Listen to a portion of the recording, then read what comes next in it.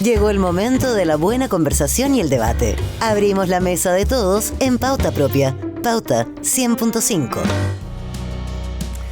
Vamos a abrir nuestra mesa de todos para hablar de política y tenemos varias cosas sobre el tablero, ¿verdad? Venezuela volvió a instalarse en la agenda no solo como un conflicto externo, sino también como un espejo bien incómodo para la región, la continuidad de Nicolás Maduro, la fatiga internacional frente a una transición que no llega y el impacto directo en migración, seguridad y diplomacia obligan a los países vecinos, Chile incluido, afectado desde hace tiempo también por este fenómeno, a redefinir postura, tono y también prioridades.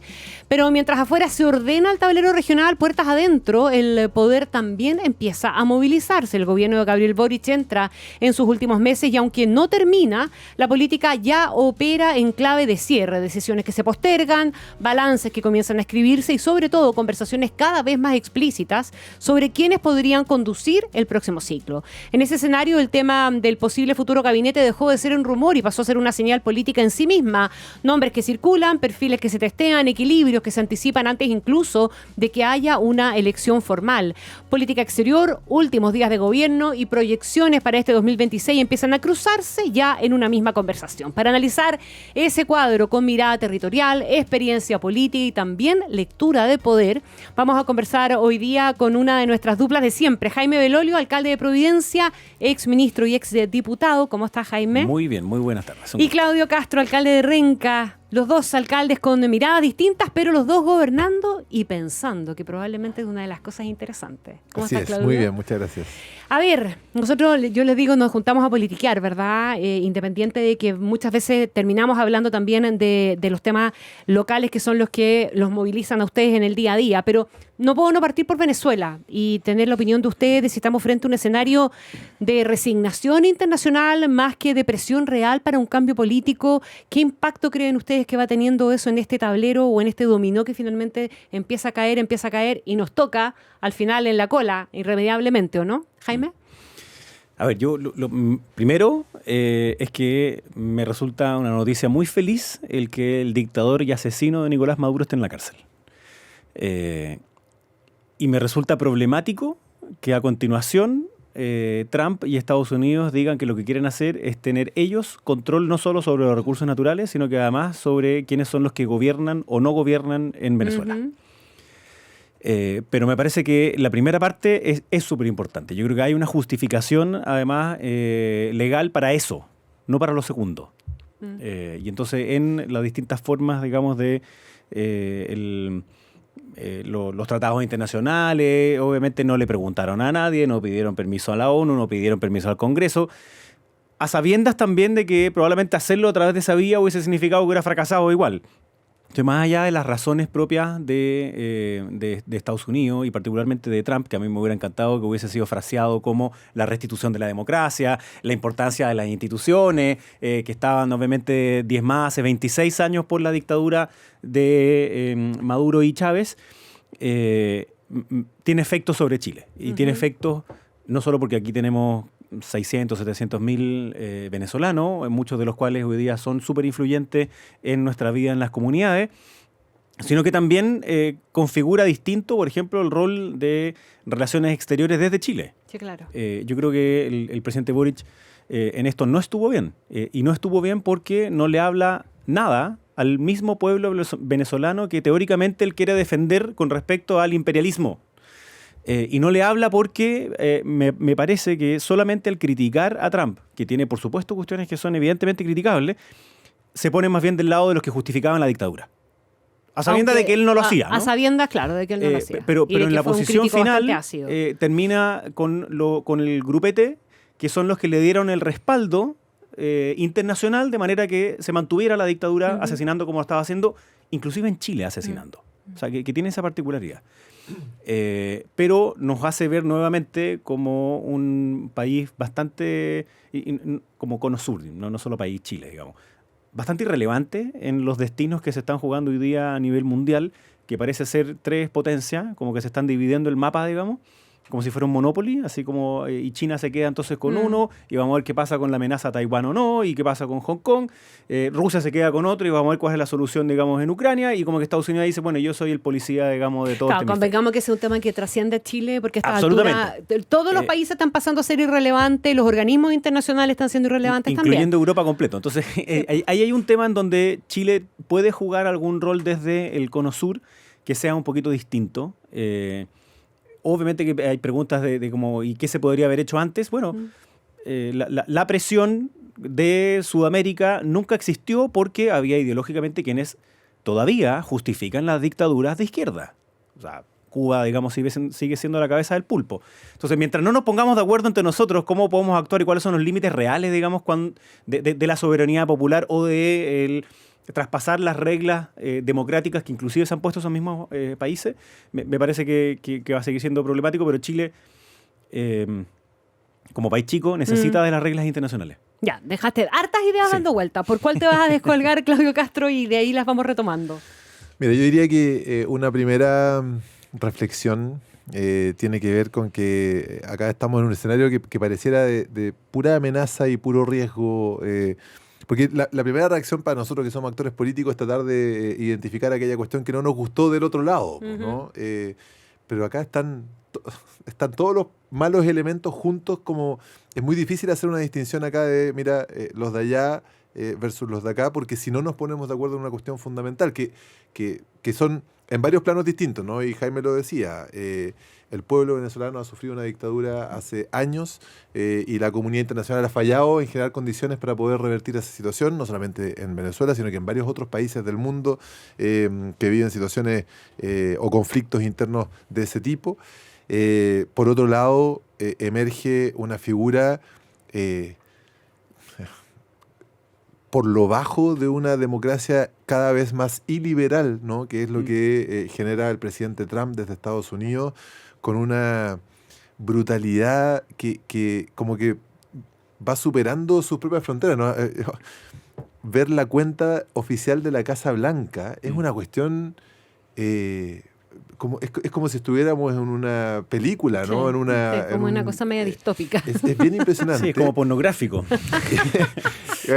Ahí te regalaron el concepto. Y lo estamos viendo también, ¿no? Entonces, estamos en un momento que yo también considero que es problemático concederle al presidente Trump a esta altura casi cualquier cosa, porque además rápidamente pasamos de una esperanza muy justificada de la caída del tirano, ¿no? Claro. A una frustración. A una frustración porque pareciera que la intervención militar en Venezuela, que saca al dictador, cada vez parece más claro que estaba lejos de tratarse de retomar la democracia para el pueblo venezolano y más bien tenía que ver con intereses económicos relacionados con el petróleo con una suerte también de, a propósito de esta idea, como que el mundo se divide entre las superpotencias, de la ley del más fuerte, ¿no? Y incluso si uno lo mira, en el caso, particularmente del presidente Trump, con una distancia mayor de la de América Latina, no ha pasado ni una semana de esta cuestión y ya declaró que van por Groenlandia y que tiene al mundo en jaque. Y yo creo que eso configura una situación que todavía no terminamos de aquilatar bien, de lo que significa en términos de amenaza a la democracia. Y yo lo que coincido con Jaime es que en este contexto, y yo diría, tal como ha sido la tradición en relaciones internacionales de Chile, si no logramos una postura transversal, nosotros vamos a caer dentro de un mundo que puede impactar negativamente a nuestro país. Y por eso que yo vuelvo a esta idea de que yo podría ocupar este espacio para decir, mira, no me gustó que Kast celebrara porque, claro, pero me parece que lo que nosotros tenemos que lograr es alguna visión común, porque a propósito de que lo planteábamos en otras conversaciones, yo creo que las actuaciones, las declaraciones del presidente Kast han sido muchísimo mejores que las del candidato Kast. Y uno podría decir lo mismo pasaba con el candidato Boric y el presidente Boric en distintos momentos. yo espero que desde el gobierno que asume el 11 de marzo seamos capaces de construir una posición de Estado que nos permita transitar este momento de incertidumbre internacional, al menos con una posición Ahora, común. yo, de verdad, yo he tratado de pensar cuál debiera ser la posición de Estado que tiene que asumir un país como Chile. Y me cuesta concebirla. ¿Cómo se lo imaginan ustedes? ¿Cuál debiera ser la posición de un Estado como el chileno frente a la situación global? O sea, particularmente el caso de Venezuela, pero el caso de Venezuela tiene una cuestión global que es mucho mayor. Claro, si el problema es cómo ser medido sin ser irrelevante, ¿no? Exacto. Porque es obvio, como te decía, que Chile necesita del derecho internacional. Lógico. Los países chicos que no tenemos... No son los que más necesitamos esa protección, Obvio, porque- aun por inútil que parezca hoy día. Exacto. digamos. Entonces, Sí. nosotros tenemos que decir, sí, tienen que haber reglas internacionales. Ujú. Y no está bien de que llegue cualquier otro porque es más grande, porque tiene más poder y diga, ¿sabéis qué? No me gustó este. No, Fuera. claro, no quiero que le vendas tu cobre a otro, a los chinos. Claro. O, perdón, tu petróleo en este Sí, caso, pero... Porque el cobre se lo vendemos todo. O muy buena parte. Entonces, yo creo que además hay que complejizarlo porque hay ciertas cosas que a veces uno no ve. Lo primero más visible es que es por el petróleo. Yo creo que no es por el petróleo. No, es por China.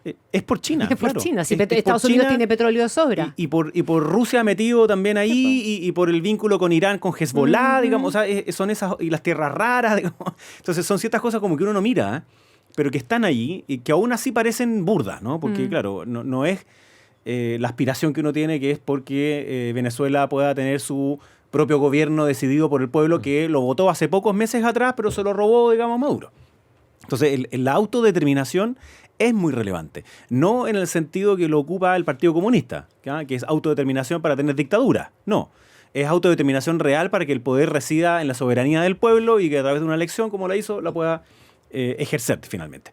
Entonces, la posición de Chile creo que es difícil porque como somos chicos, si no nos aliamos con otros, somos completamente irrelevantes. Entonces, eso sí me parece bien del presidente Boric, ¿eh? que telefoneó a varios y salió como juntos.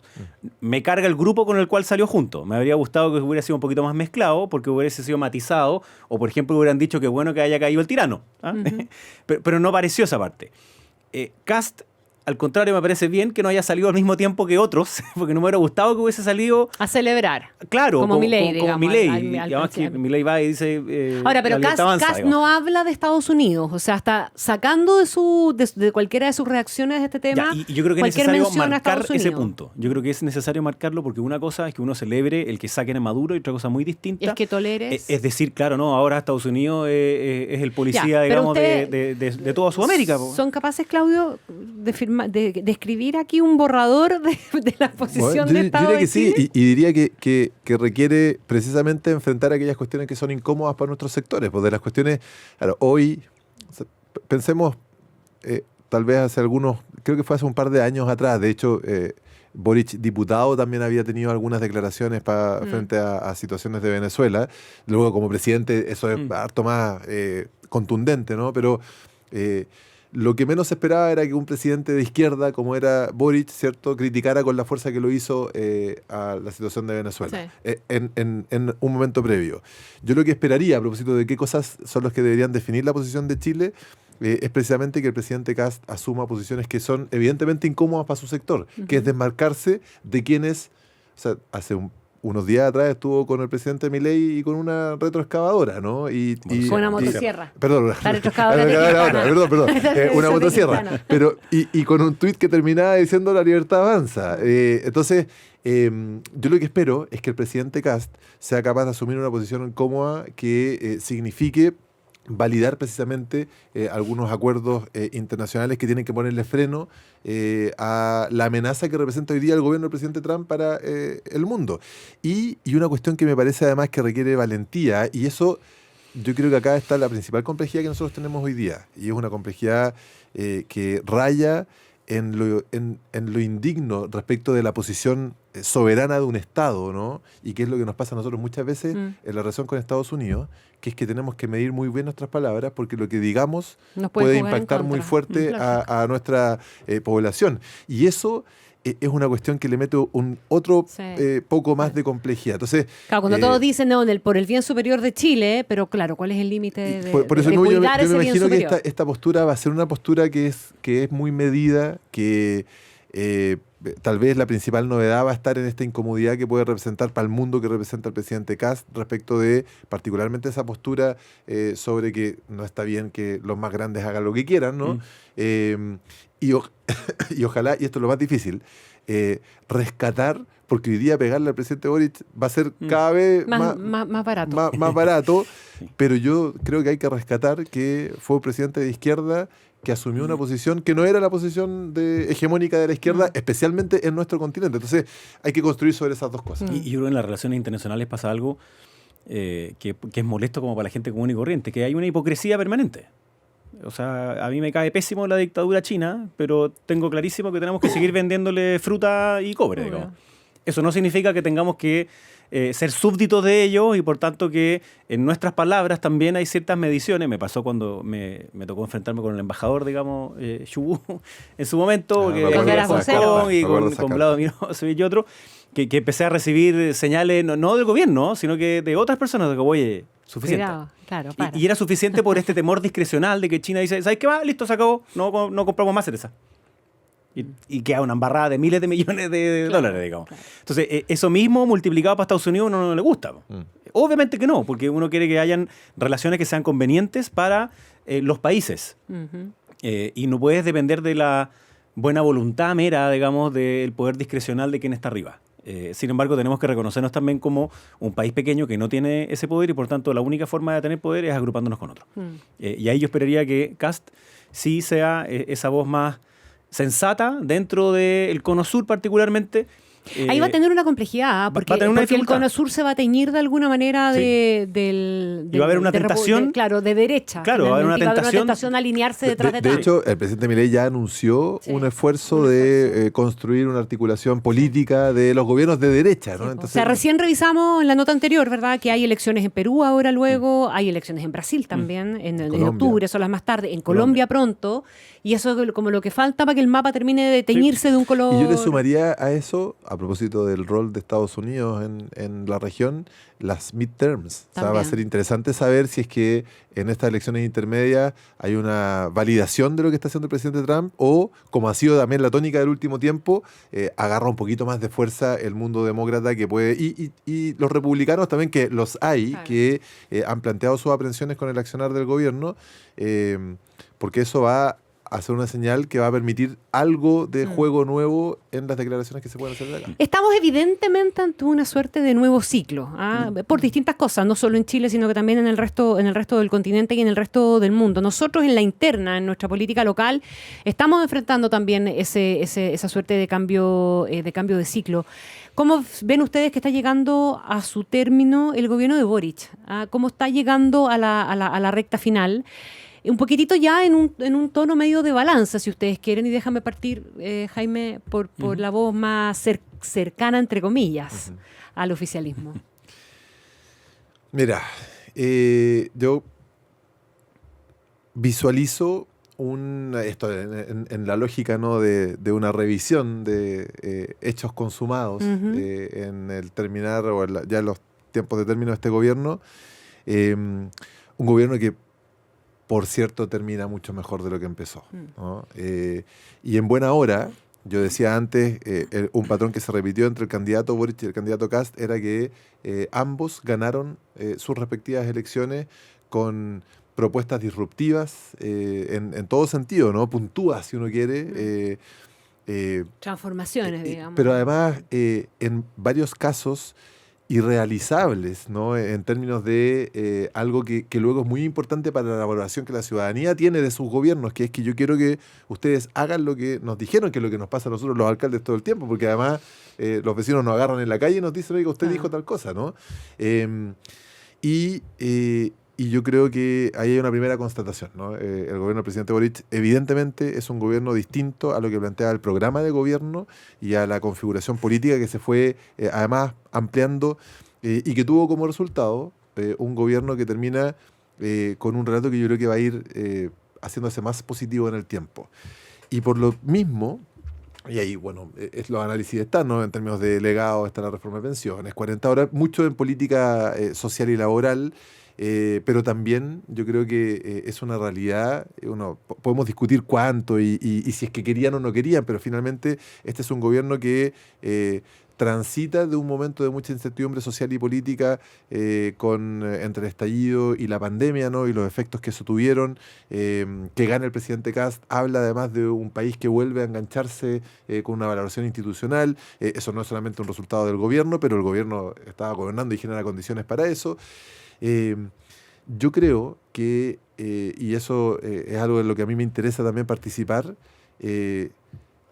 no podemos separar lo que va a terminar siendo el resultado y el legado de este gobierno de la forma en que quienes hemos estado, como tú decías antes, más o menos cerca de este gobierno, nos vamos a comportar no solamente como oposición del próximo gobierno, sino que también y especialmente, porque eso ahí la pelea se va rápidamente, negar la sal y el agua, voy a ser más dialogante, pero también a mí me interesa que nosotros volvamos a hablar sobre una propuesta programática que permite contraponerse también, ¿no? Y enriquecer lo que va a hacer el gobierno del presidente Kast, pero con una visión de más largo plazo y que sea contundente. Yo creo que si nosotros volvemos a tener una elección en 4 años más que termina definiéndose por las posturas populistas, clientelares, para la galería de tal o cual candidato que podría ganar una elección con eso, va a significar entonces que no solamente el gobierno del presidente Boric, sino que también el del presidente Kast van a haber fallado respecto de lo que significa construir un futuro mejor para el país. De acuerdo.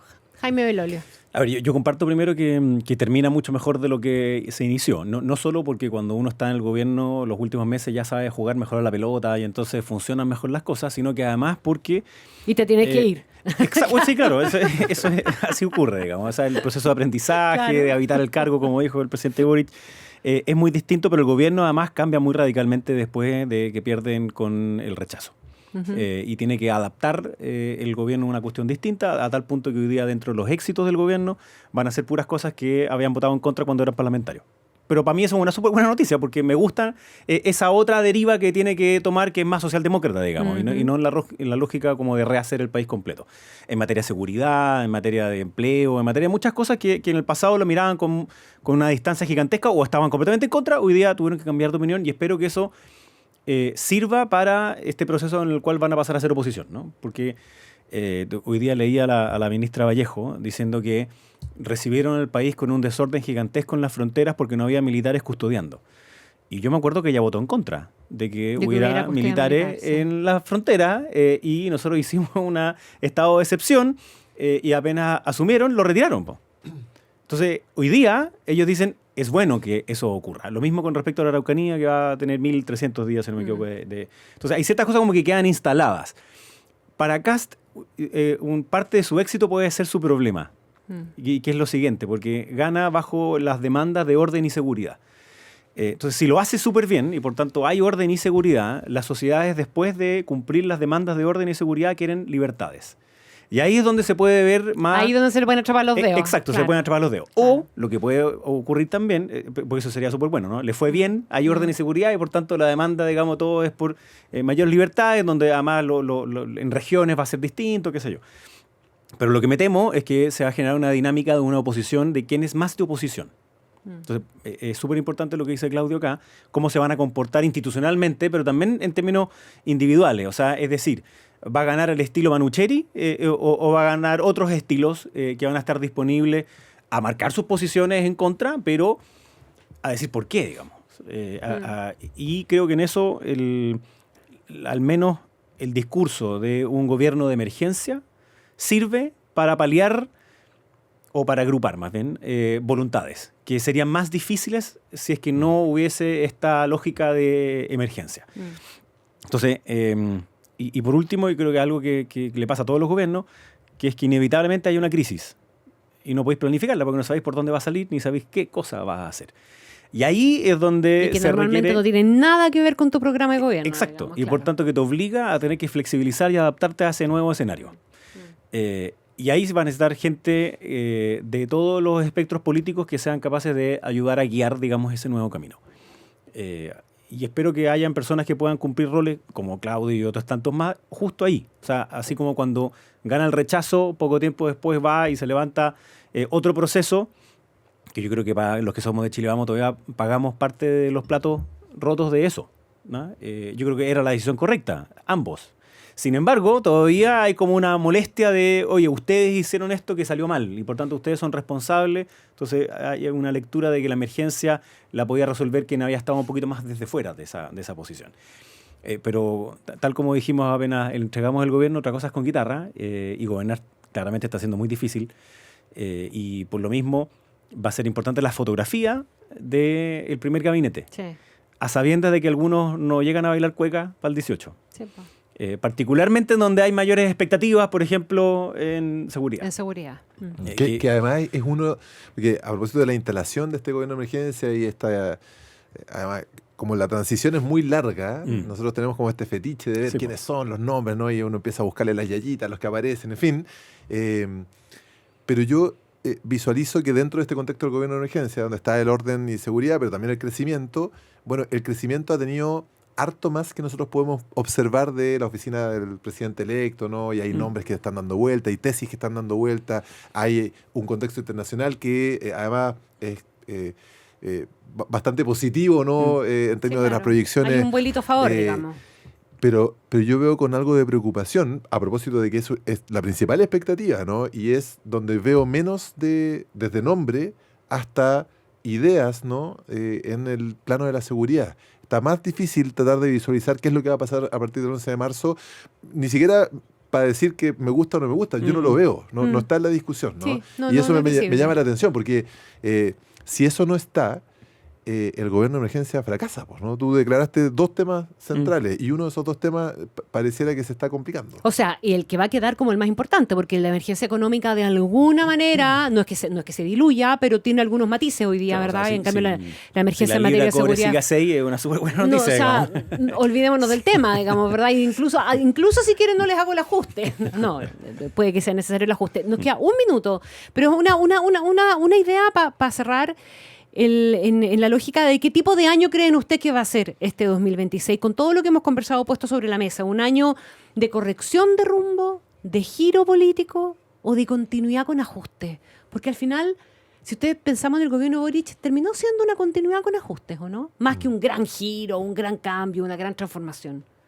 Yo tiendo a pensar así, de buenas a primeras, en eso último, ¿no? En la continuidad con ajustes. Especialmente uno ajusta porque, en función de para dónde gira la tuerca, digamos. claro, pero además es una continuidad con ajuste porque finalmente los hechos, ¿no? La práctica de gobernar termina haciéndote asumir que eso es lo que tú puedes hacer, pues, ¿no? Porque lo otro tiene riesgos mucho más importantes, porque son escenarios que te pueden generar cuestiones que no estés pensando. Y tal vez ese riesgo con ajuste en las cuestiones más relevantes relacionadas con las ideas del gobierno de emergencia, yo creo que van a encontrar algunos campos de discusión distinta, donde el giro es mucho más pronunciado y precisamente esos van a ser probablemente los principales desafíos del nuevo gobierno en los campos de aquello que ha sido llamado la batalla cultural, pues, ¿no? En los temas relacionados a propósito de la batería de proyectos que están ahí, la eutanasia, ¿no? El aborto, la situación de la mujer, cultura, probablemente ahí vamos a tener algunos campos de batalla más relacionados con un giro. Jaime. No, yo creo que el desafío del próximo gobierno va a ser mostrar dónde va a haber ese giro. Porque en el grueso... O sea, ¿tú crees que se puede venir un giro político? Yo creo que en más algunas una cosas cuestión de deberían ajustes? haberlas Ya. para que se note esta lógica de emergencia, particularmente en materia de migración, en seguridad, que también es cierto aspecto más como de voluntad, que se traduce quizás en algo que es comunicacional, pero que también es efectivo. Ajá. En migración yo creo que se pueden hacer algunas cosas ya más concretas. En lo económico creo que el ajuste va a ser también un giro, ¿no? Porque vas a tener que ordenar ciertas cosas. Yo creo que la situación presupuestaria de Chile es mala. Esa es una mala herencia de parte de este gobierno. Y eso va a salir a la luz pública, digamos. Yo fui partidario y sigo siéndolo, digamos, con la discusión interna de Chile Vamos, y dije, mira, más que preocuparnos de quiénes van a ser los ministros o ministras, preocupémonos de los subsecretarios. Se miraban así como, ¿por qué? Porque ahí está la pega de gobierno, pues, ahí es donde vale más la experiencia, además. Y eso es de Arica Magallanes, digamos. O sea, eso tenés que hacerlo de todas maneras. Y dado que, querámoslo o no, el éxito de Chile Vamos va a estar también relacionado con cómo le vaya al presidente Kast, bueno, hagámosla pegar desde el primer minuto. En vez de que nos digan, oiga, nos quedan la embarrada, venga para acá, hagámosla desde el primer minuto. Entonces, eso va a ser continuidad de todas maneras. Y deberían haber algunos cambios que debiesen notarse harto, que es lo que yo llamaría como giro. Pero en la práctica, con la guitarra ahí, es evidente que no es apretarle reset al computador. Exactamente. Ya pues, alcaldes queridos, Jaime Belolio, alcalde de Providencia, Claudio Castro, alcalde de Renca, muchas gracias para variar por haber estado en esta mesa de todos de Pauta Propia. Muchas gracias. Gracias. Pásenlo lindo, nos vemos en algunas semanas más. Nos vemos.